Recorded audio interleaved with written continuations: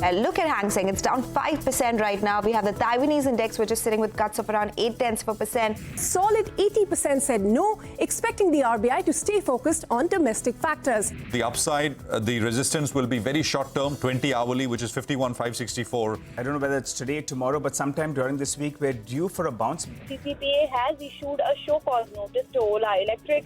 Whether it will give any fundamental, you can say, upside from here, very difficult to say at this point of time. 24,828, 24,830 is where we are at. I am quite optimistic that will be performing better than the market expectation.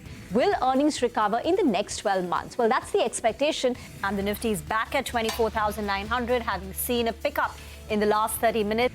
The players which were not performing so well have seen a bounce back in the month of September. A blockbuster of an election, so to say, and it's really going down to the wire. What a rally that we are seeing today, and has come in after those 6 consecutive sessions of selling.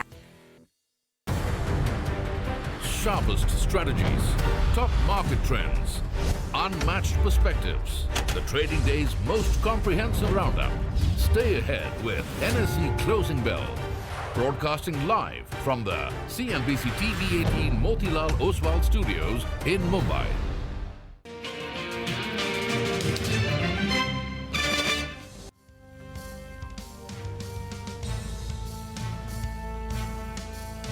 And it was an up and away kind of a day. Hello and welcome to Closing Bell. Live from the CNBC-TV18 Motilal Oswal studio. I'm Reema Tendulkar. With me is Subhi Upadhyay and Nigel D'Souza. Hi guys, after 6 days of heavy selling, this is the kind of green day bounce that you're looking forward to, right? Well, that's right. You know, in the morning, you remember what I said? That today Navratri color is red. All that auspicious red will lead to some green on the screen, and that's what we have right now. I think Surbi stole my thunder, but I was going to say that after that, I said that I don't know whether it's today or tomorrow would be due for a big bounce, but we'll give it to Surbi. No, but the critical aspect is that, you know, the market will want to see, the bulls will want to see that we close with the flourish. Yes. We don't give up. There is no volatility or nerves or jitters coming through. But I think given the fact that the big China issue, at least for the time being, seems to be out of the way. And remember that the story isn't over. As they say, picture abhi baki hai. You know, so but the big headline today was that whatever so-called measures that were announced by the authorities in China, they were very underwhelming for the market, and the market decided to sell off. The big headline, of course, from morning has been the sell-off in the Hang Seng. So that's the Nifty up 1%. Pull up the Hang Seng. Market crashed around, so this 5% close on the Shanghai Composite is half the opening gap of around 10%. And look at the Hong Kong market, the 9.5-10% decline. So let's see. The immediate beneficiary, obviously, has been India. So we here have been sort of heaving a sigh of relief. The question is whether the worst is over, whether FPIs are done with their selling. And I think we'll have to wait a little while to get all the answers. Well, with regard to their FI selling, it's going to be quite interesting. Maybe they could possibly be sellers even today, but the quantum could be lower. And I say this because in 5 sessions, they sold close to $5 billion. Yeah. So they had to deploy money in another market. They had that, that firepower with them. So, that could be one of the reasons as well. And looking at the screen, I don't think it can be a 10,000, 10,000 crore net sell number. So that's my hope as well. Let's see how that goes. On a closing basis, the 50 DMA is what I'm looking at.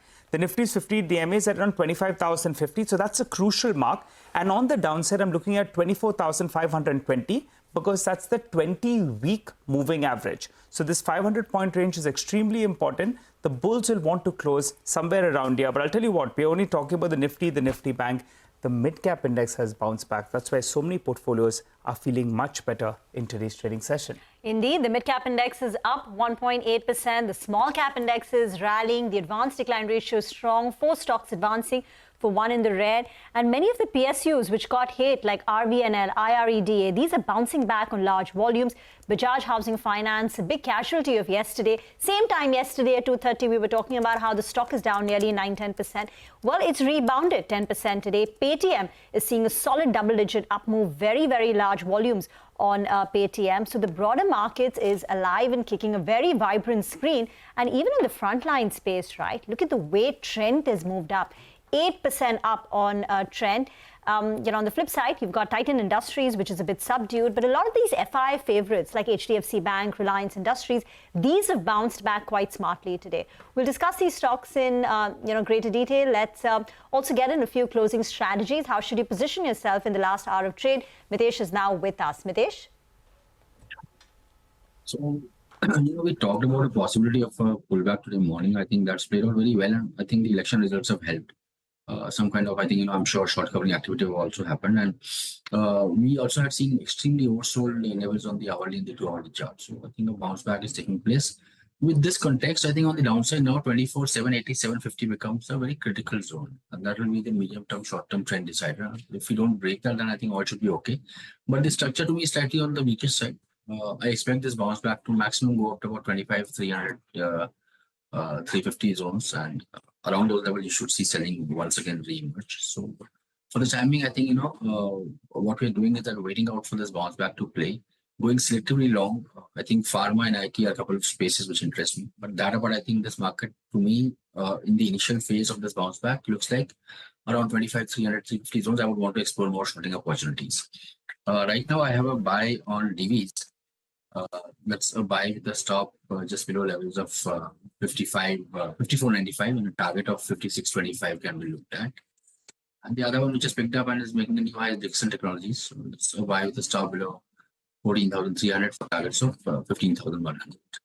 Mitesh, just to clarify one point, what is the zone again where you're saying that you look for fresh shorting opportunities to trade the bounce?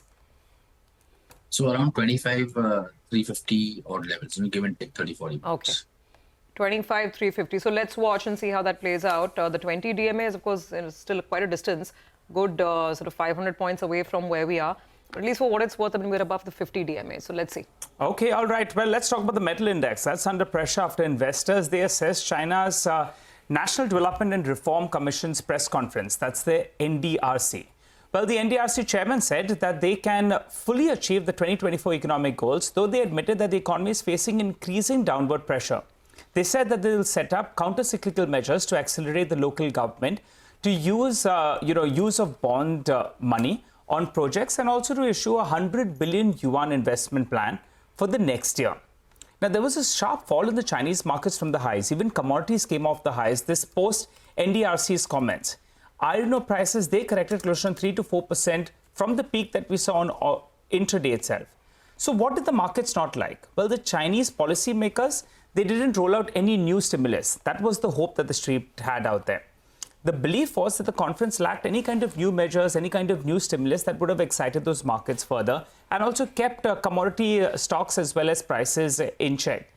Well, additionally, there was a lack of urgency as well. And that's what underwhelmed investors, as no specific details were given with regard to stabilizing the real estate market that's been in a mess out there. Phillip Capital, they came out with a note with regard to Indian listed companies.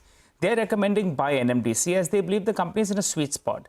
The key reasons are Odisha prices, well, they have increased, and since the second half of the year is strong, volumes will pick up. They also expect domestic iron ore prices to remain healthy. And they also recommend buying SAIL because that's a quasi-iron ore play because they get all their iron ore from captive sources. While on NALCO, they recommended holding on for further gains. In fact, we spoke to the management of NALCO earlier today, and they said that they expect alumina prices to move to around $600 per ton and hold around them because the alumina global market itself is in a deficit, and that's to the tune of close to 1 million tons. The street was working with 500,000 tons or thereabout. They do expect aluminium prices to cool off a little bit to around $2,400 per ton. They also went on to add that captive coal could result in 350 to 400 crores of savings in FY25, and that will move up to around 650 to 700 crores in FY26. So put all this together, metal stocks are under pressure because what came out of China was not as much as expected. But in fact, NALCO has come off the lows of the day post those comments that we got from Mr. Patra. In fact, let's listen into what the NALCO management had to tell us earlier today. I feel this increasing price trend now at present, it is around 23%, 20 to 23% of the aluminium price, which is coming. It will continue. I foresight that this price trend will continue so far alumina is concerned during this 2024. And the metal price, if you will see, 2611, it was the highest in this financial year, which is on 30th September 2024.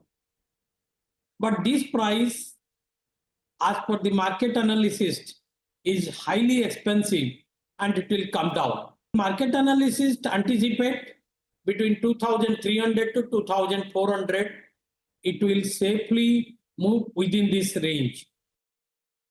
Alumina price last spot tender we made it is above 600. And I am expecting that this price will remain because the temporary factors like Alcoa plant interruption, Rio Tinto curtailment of production, Hurricane Beryl, because these are affect the market for temporary period. So to make correction, also I again say that it will take 4 to 5 months. So I believe strongly during 2024, my alumina realization will be good and it will be in this range only. Well, let's get in Sudeep Bandyopadhyay, the Group Chairman of Indie Trade Capital, who joins us on the show. Hi, Sudeep. China didn't announce as much as expected. Well, not too bad news for us, right? Because otherwise we are fearing that the bulls want to go and have a fling out there, though the structural bull market is here in India. But what do you make of the metal stocks here in India? They did see a big intraday pullback, but from the lows, they've seen some kind of a pop. And the second half of the year is strong, particularly with regard to volumes. Your take, and what do you like?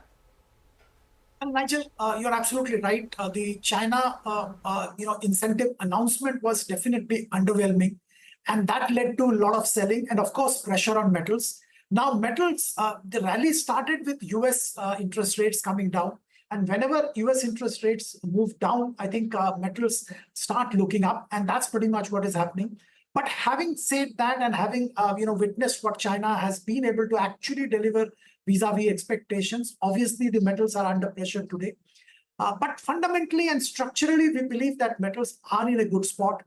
US interest rates are going to continue to come down. It's a matter of time before they again announce, 25 and then again another 25 basis point cut. So the trajectory is clear.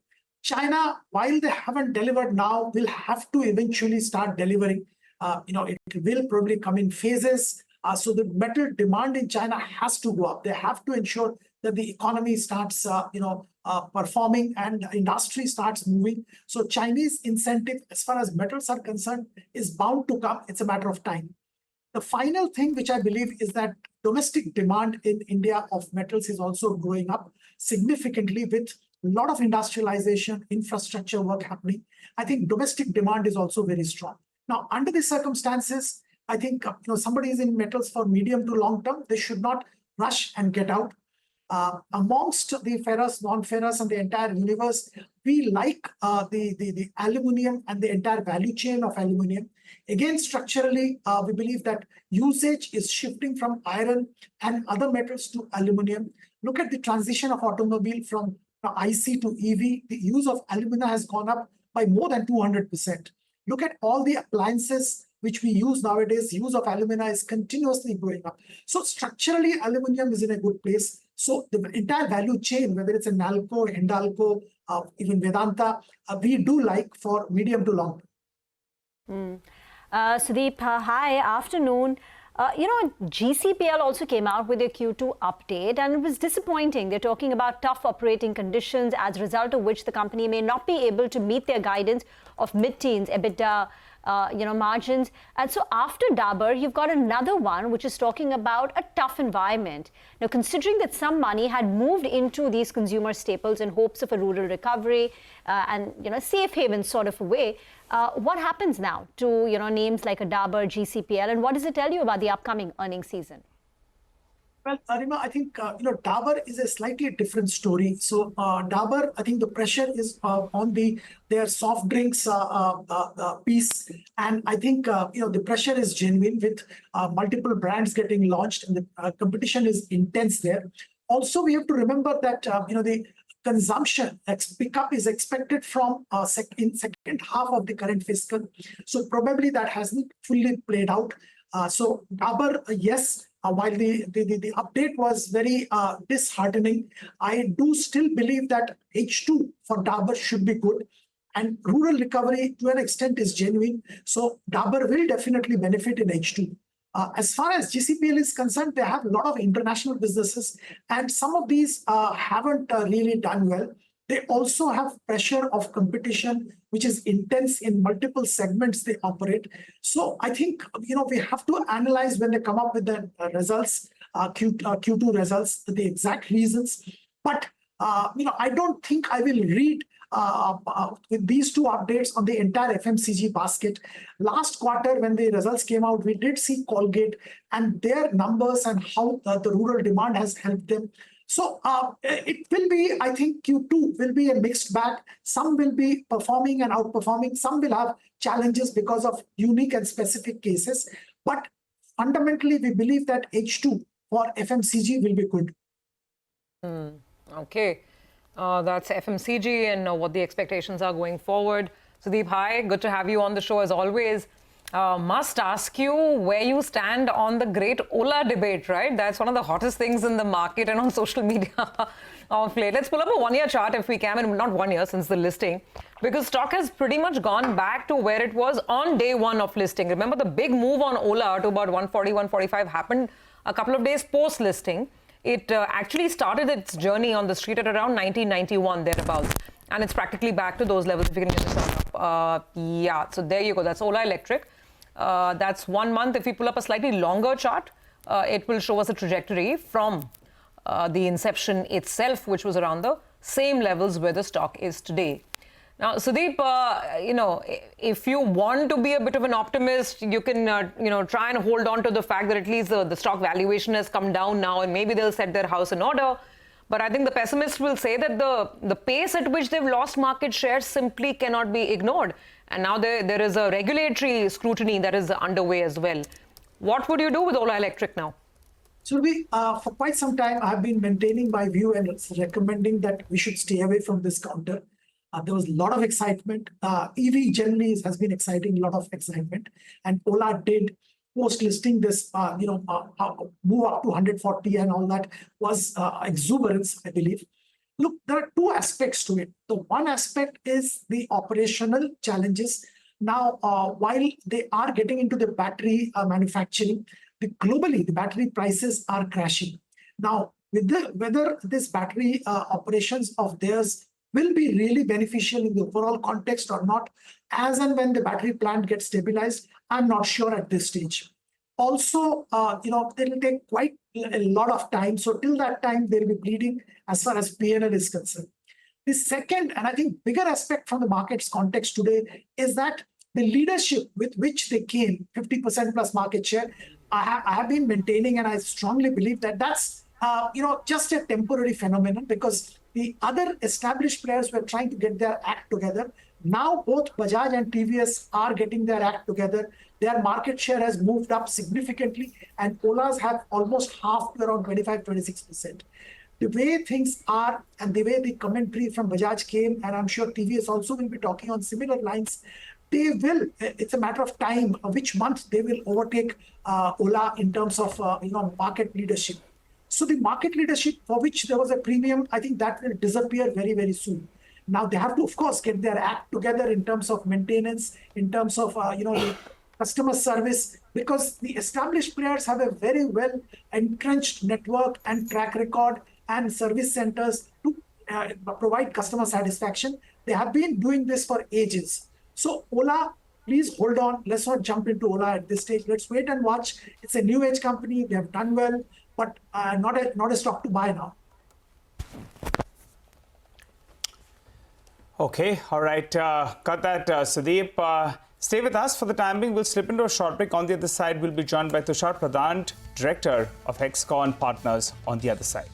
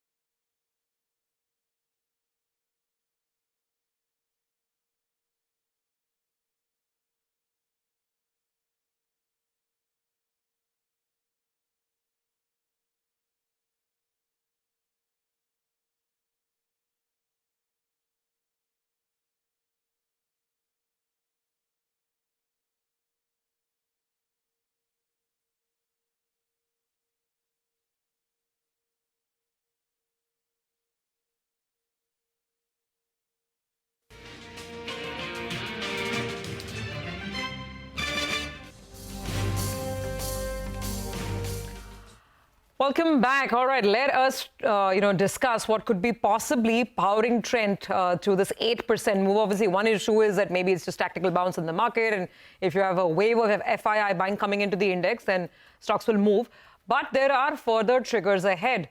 And from what we understand, Trent looks like it wants to get big when it comes to disrupting now even the jewelry space.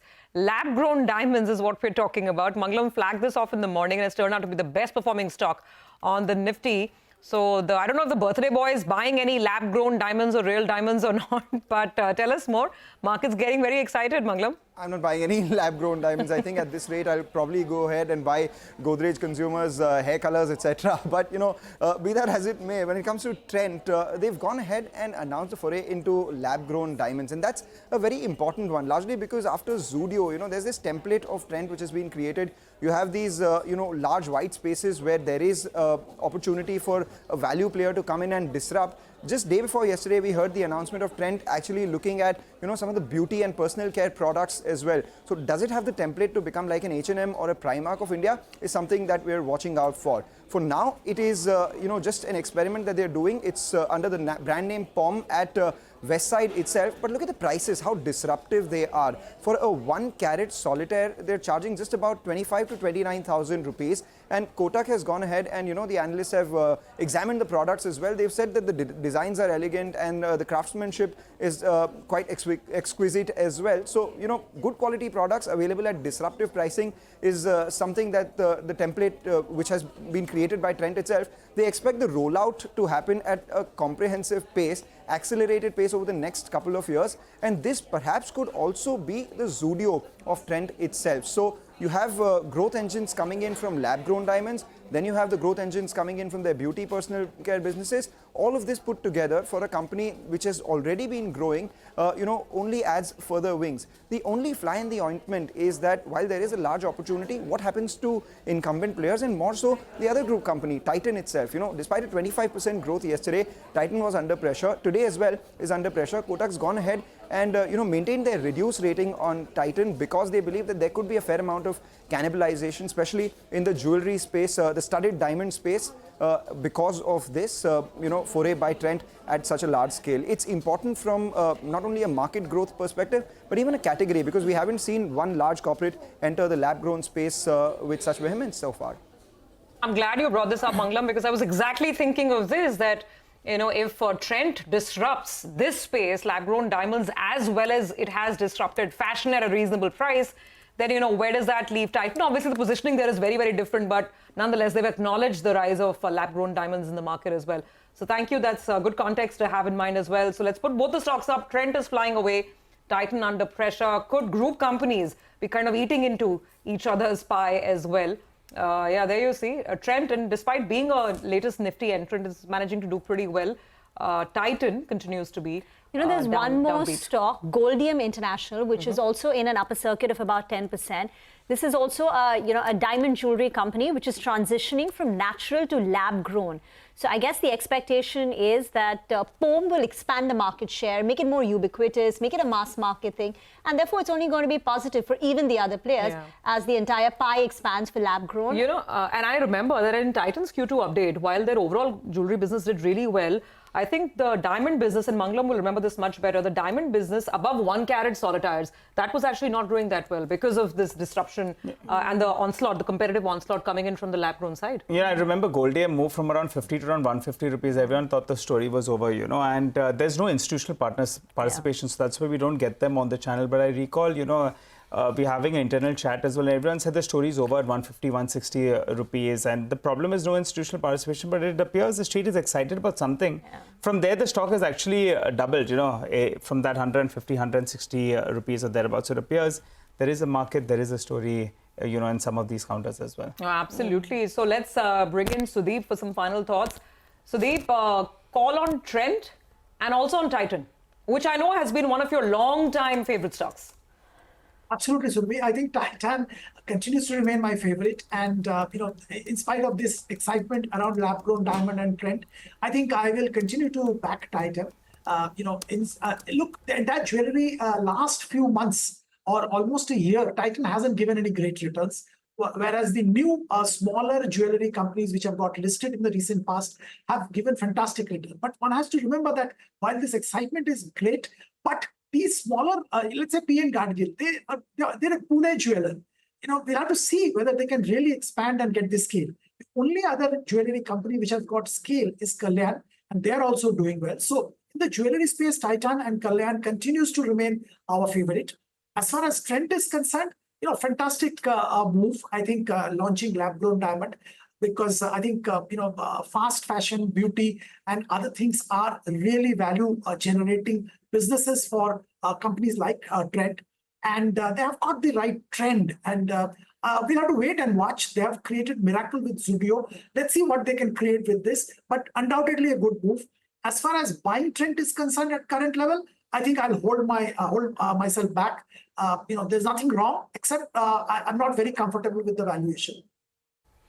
Okay, thank you, Sudeep, for joining in with your opinion on Trend, Titan and the markets and other stocks. Tushar Pradhan, Director of Hexagon Partners, is with us on the show. Tushar, thank you for joining in. It's all happening here in the Indian markets over the last 1 week. First, the onslaught of the bears, the kind of fall, FI selling of 50,000 crore rupees in a span of 1 week. And today you are seeing a fairly decent recovery. So tell us what you've made of the price action, all the news flow in the last 1 week, and what have you been doing? Have you used the market fall as an opportunity to buy some stocks?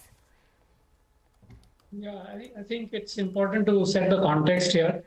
I think generally over a period of time now, we've got used to a market which has always been going up. So any disruption to that thought process kind of jars in our minds. But we have to remember that markets are volatile. They will be moody. There will be reasons for the markets to kind of give up some of the gains because of either a geopolitical situation or some event which has happened in the economy which rises to the point where there is lack of confidence, etc.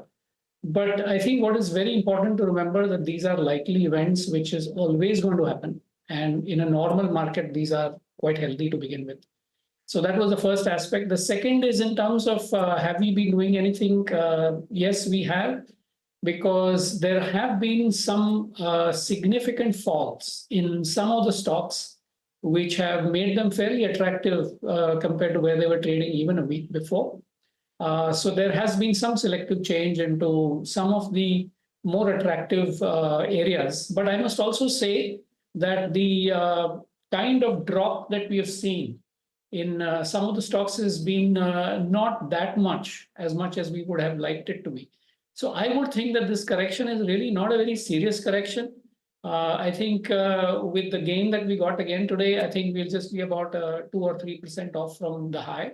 But that is not really a serious correction. So to make a very dramatic alteration to a portfolio at the moment, I don't think we'll be doing any of that.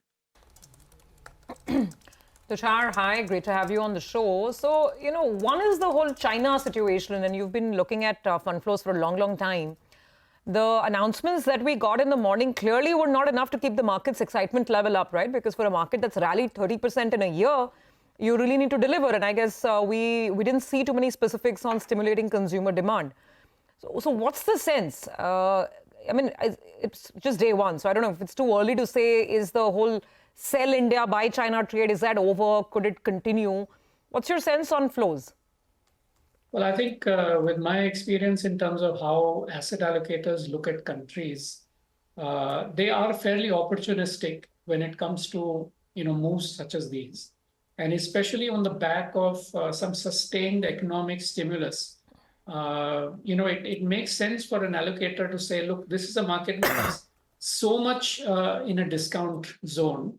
It has underperformed for so long a period that if I shift a little bit of money from my regional portfolio into this country, I think the risk reward is very much in my favor.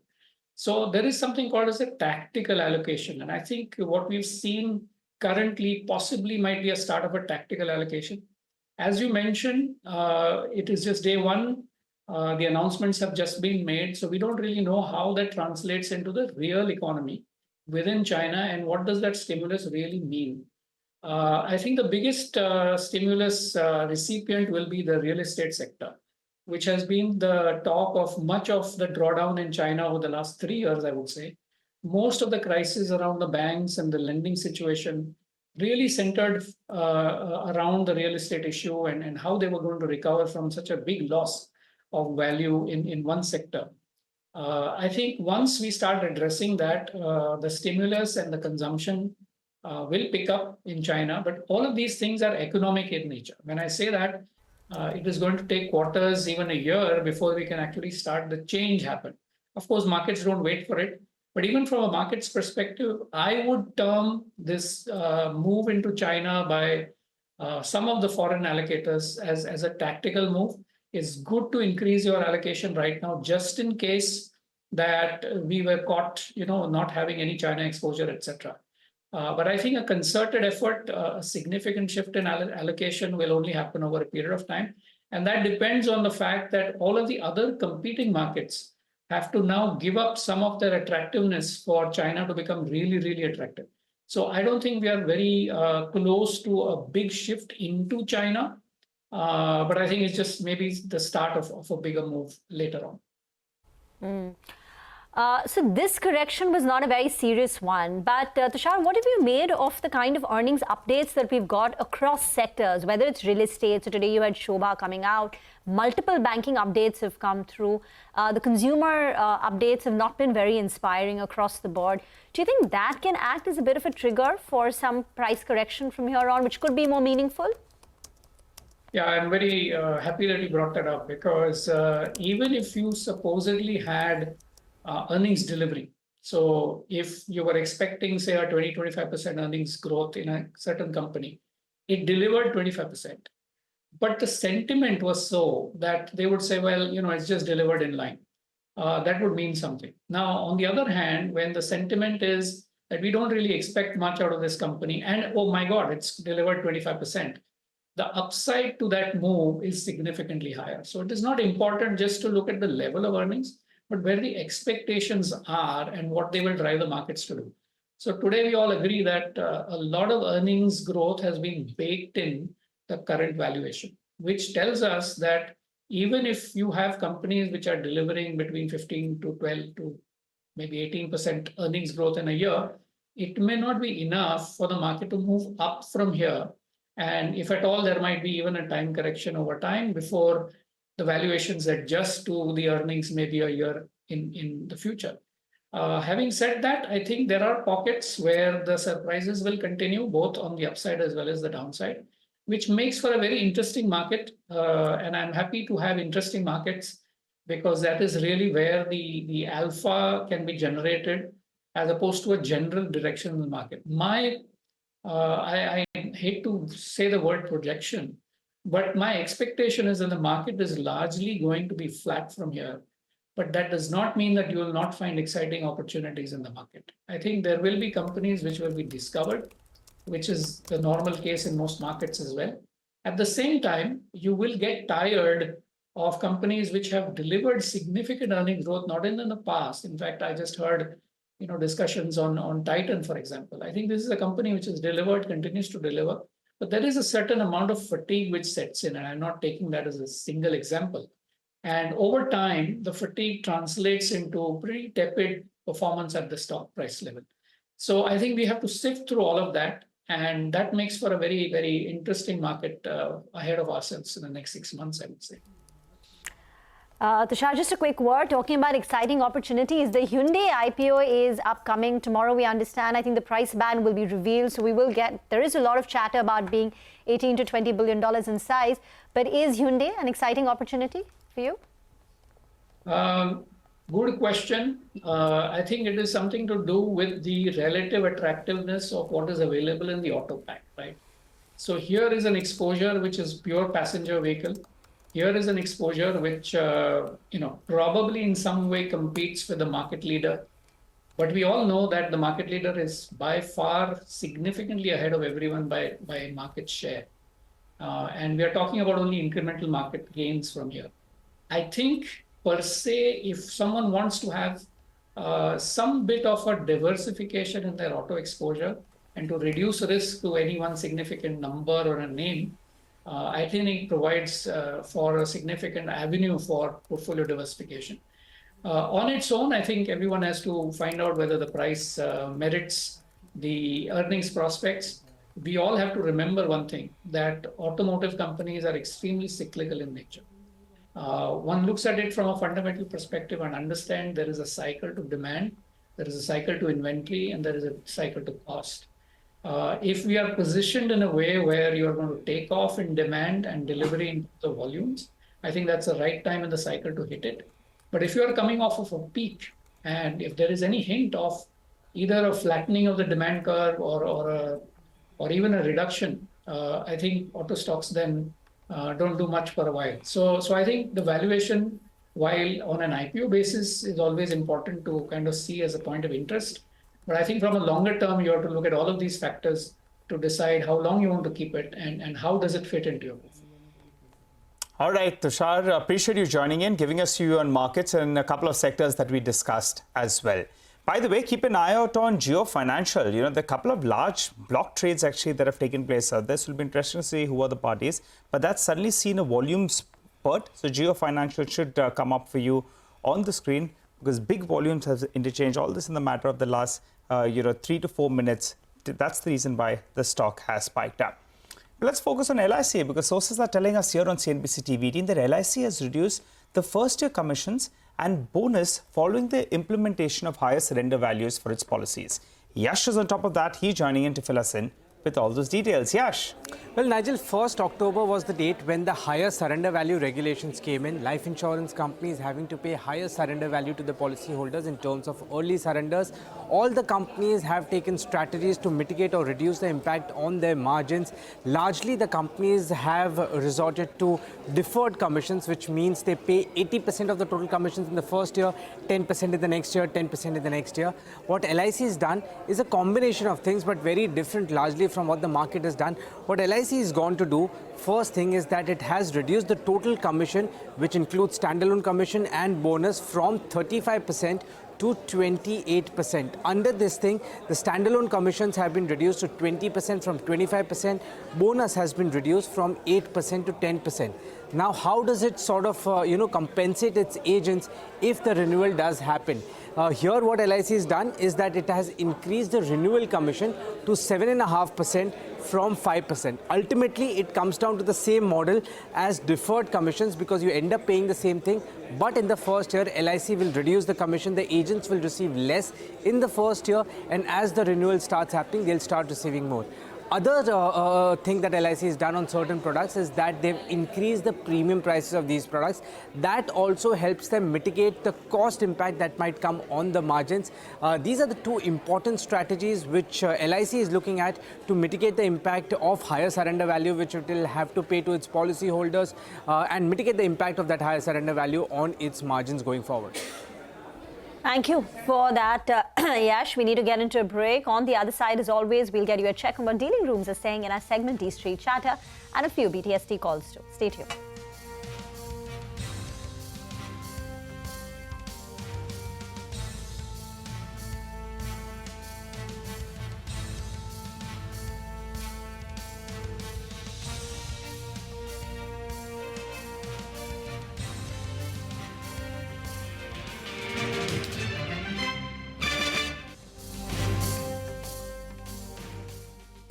The RBI MPC meeting comes after two major countries, US and China, have cut rates. But the MPC also has to worry that India's vegetable inflation hasn't cooled enough, even as growth may have slowed a bit in Q2. So, will the RBI change its stance? Catch the RBI monetary policy live, along with instant analysis as to its impact on the economy and on your savings and investments from a host of experts. The RBI monetary policy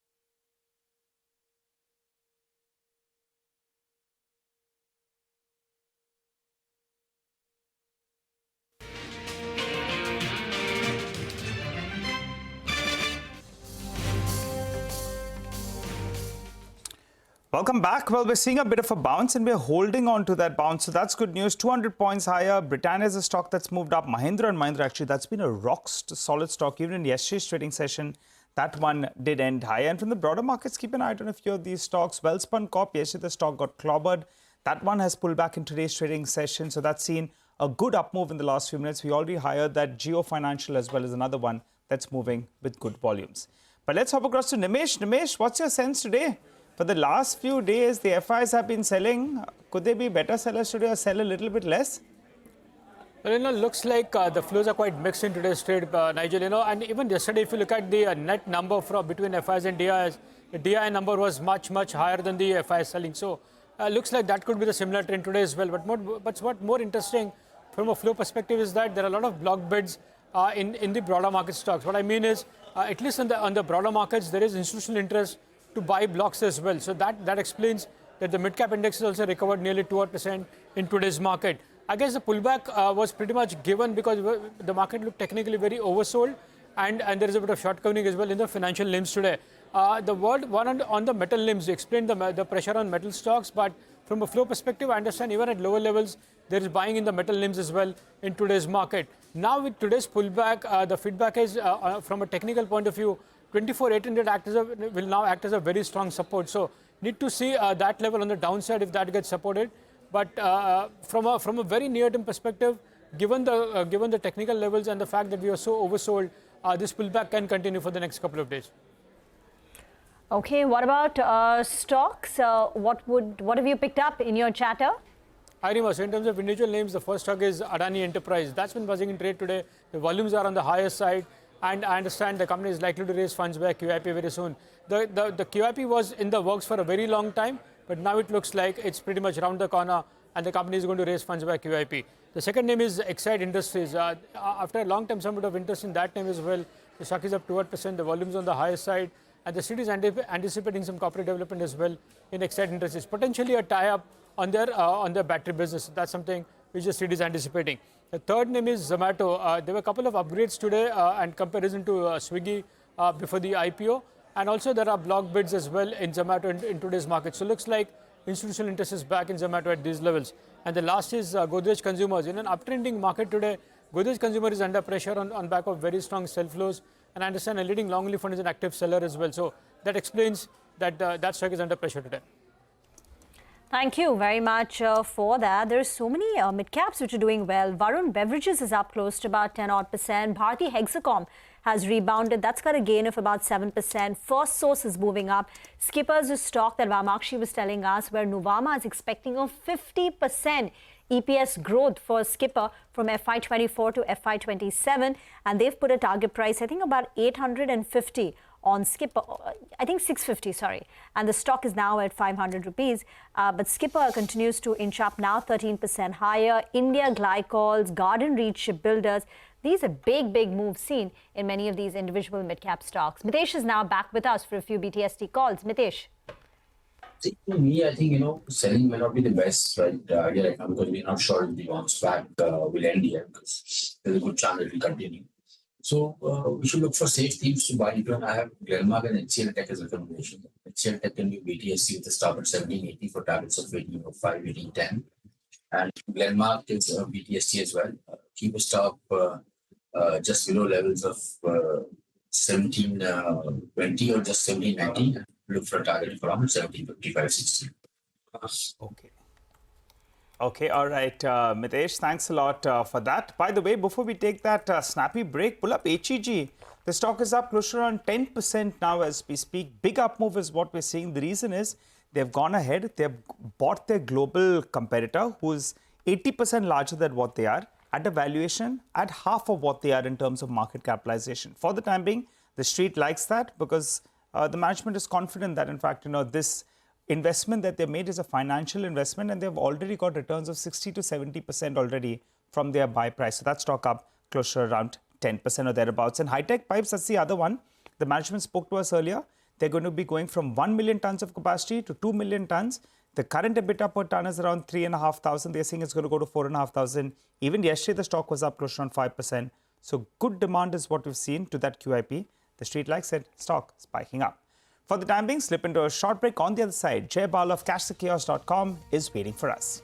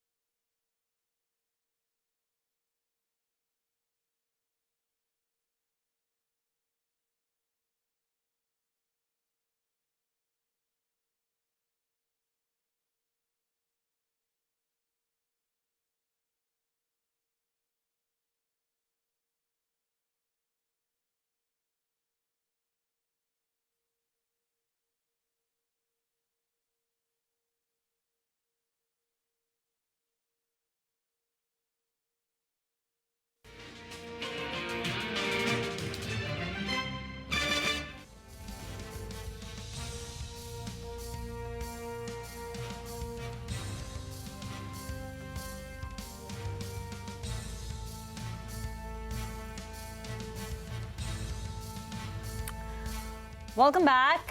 Now, yesterday, remember, was the jury meeting for the 20th edition of the India Business Leader Awards, and Asian Paints MD and CEO Amit Singhal told CNBC-TV18 they will be interested in parts of AkzoNobel's business if it is on the block. They also said that they expect Q3 to be buoyant on the back of good monsoon and festive season. Listen in. It's too early to say in terms of what model are they looking, in terms of looking at whether they're looking at anything which is a joint venture or is a divestment. We are not very clear, but definitely I think there are certain parts of the business which are very interesting in terms of what is there. And as we see it, I think in a large industry with some of the smaller players, there is bound to be some consolidation which is going to happen, which is the trend what we are seeing. So you would be interested? Definitely some parts of it we might be interested, depending on in terms of the overall environment, given the fact that we have a large share. In terms of what we are permitted, we don't know really in terms of it, but I think it depends on the contours of the real divestment in terms of how it takes place.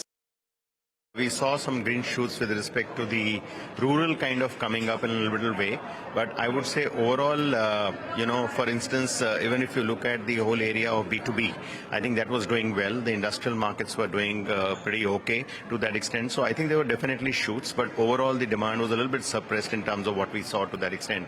But we see that as we kind of go ahead, I think given the festive season and given the good monsoons, a great wedding season, I think things are going to change. Looking at third quarter now, a little bit more buoyant in terms of what is there. So I think good hopes pegged on the third quarter.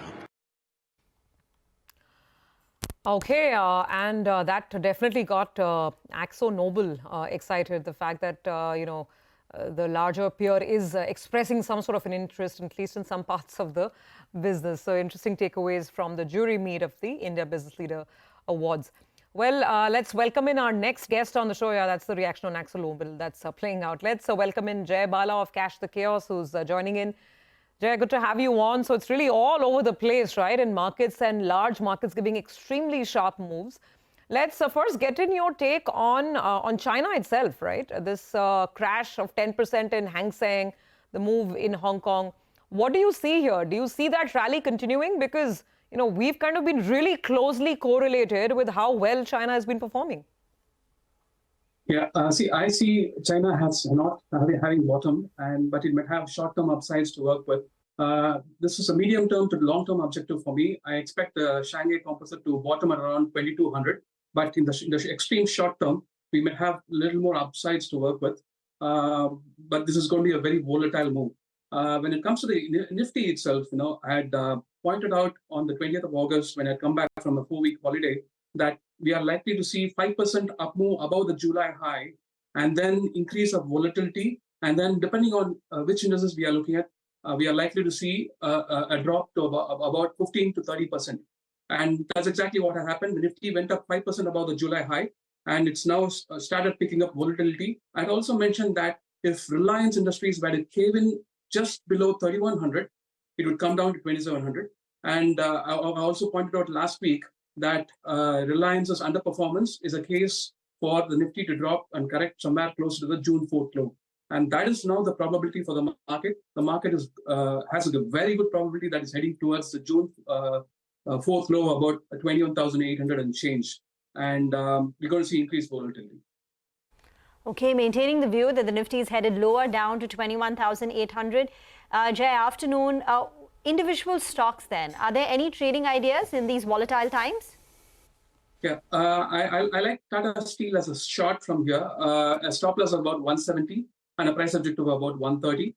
And there is a conditional short on AU Small Finance. I would like AU Small Finance to go above, 755 and then break below 710. If that happens, it will trigger a short trade below 710. But if it triggers straight away below 710 without going above 755,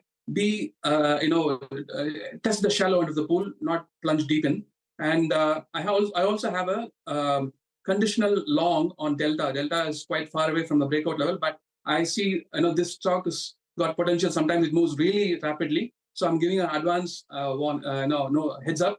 I want it to cross 149. If it crosses 149, it's got a big breakout to all-time highs past 400. Oh, big call on Delta Corp. Then, Jay, I wanted your view on the tech space. Even in this fall, that's giving you a sense that that's fighting for the bulls.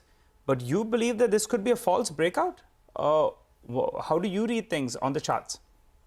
That's right, Nigel. I see Nifty IT as being susceptible to a fall because TCS has come down in 5 steps. We gauge the market the way it moves to a particular level in a particular fashion. So it's come down from the all-time highs in 5 steps. Usually 5-step moves are part of a larger move, be it on the downside or upside. Now that it's come down in 5 steps to the downside, there's a good probability that it's going to make a larger move to the downside, and markets are probably not going to like the results that comes out on the 10th of October. But it is still not broken down. 4,100 is a very important level for TCS. If it breaks below 4,100, that will be a confirmation. For the Nifty IT itself, the breakdown level is 37,700. But if Nifty IT index were to close below 4,100, that will be an advance warning that the Nifty IT index has stopped for the medium term and probably heading towards at least 32,000, if not 26,000. Jay, you're sounding very, very cautious, huh? Even the ones that are batting for the bulls, you're saying that maybe, in fact, the results are not going to be as great as what we're sniffing. So we'll have to see how that goes. Brent crude, that's come back, and that's not good news for the Indian equity markets. It's bounced from, I think, that 68 to around $80 on Brent. Where is that one headed? I see. Still hold on to my medium-term view that Brent is dropping below the September low and somewhere closer to $60. But this view will get negated only if it crosses $88 per barrel. But as long as it remains below that, I still believe that this is a shorting opportunity for traders, and the stop loss could be quite wide and be a bit, not for the weak-hearted traders. But I still believe the medium-term trend for Brent is down and heading below $60, probably along with collapse in demand from economies around the world. Okay, all right, Jay, thanks very much for the calls today. We are now just about getting into the close, 2 minutes to go. So let's recap what has been a good day for the bulls after a long time, after 6 days of fall. So 250 points, that's the kind of gain that the Nifty is going to go home with.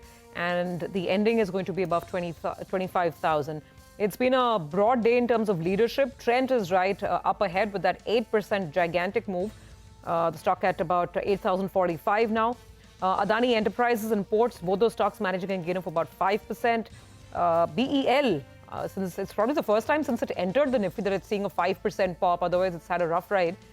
Good move for this one as well today. Coal India is the other PSU stock, keeping it good company. And NTPC also 1.5% on the upside. So that's the PSU move. Look at some auto names like M&M and Bajaj Auto that have done well. Apollo Hospitals. And then the big boys charging down. HDFC Bank 2%, Reliance 2%, L&T 2%, State Bank of India 1.5%.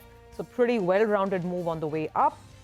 On the way down, of course, metal stocks finally cooled off. So Tata Steel, JSW Steel and Hindalco losing between 1% and 3%.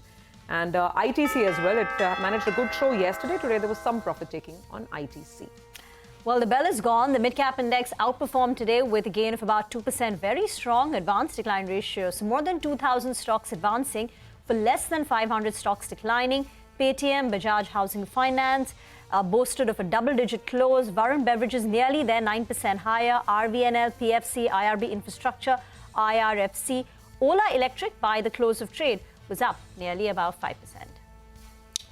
Well, on that note, we'll wrap up on this edition of Closing Bell. You don't go anywhere. Markets Forward is waiting for you on the other side.